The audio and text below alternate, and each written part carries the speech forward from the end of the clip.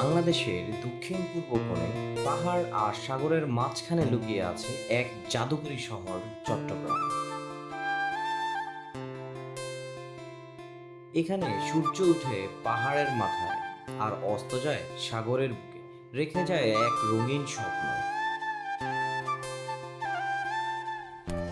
হাজার বছর আগে যখন পৃথিবী ছোট ছিল, তখনও চট্টগ্রাম ছিল বড় বাণিজ্যের দরজা। আরাকান, আরব, পারস্য আর চীনের বণিকেরা এই সাগরের পথে আসতো স্বপ্ন বুনতে। সময়ের সাথে বদলেছে পৃথিবী, কিন্তু চট্টগ্রামের গর্ব আজও অমিলন।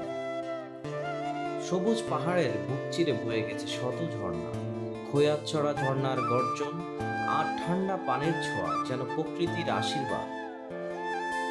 এখানে প্রতিটি গাছ, প্রতিটি পাথর যেন জীবন শেখায় শান্ত থাকতে, এগিয়ে যেতে।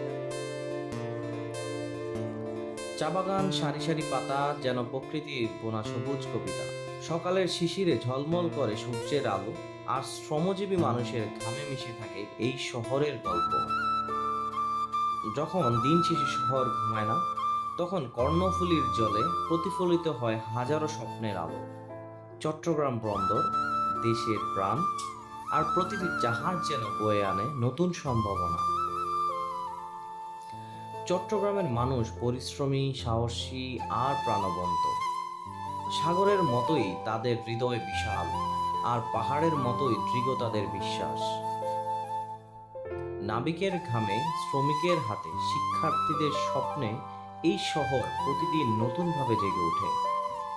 চট্টগ্রাম শুধু এক শহর নয়, এটি মানুষের জীবন, তাদের গর্ব, তাদের ভালোবাসা।